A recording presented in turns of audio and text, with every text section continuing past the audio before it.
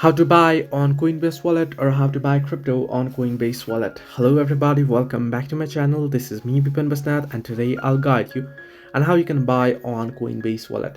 Now the process itself is quite simple and quite easy, so let me guide you through. In order to buy on Coinbase wallet, what you want to do is first you want to open up your Coinbase wallet and then you want to log into your account. You want to sign in or sign up to a new account and create a new wallet.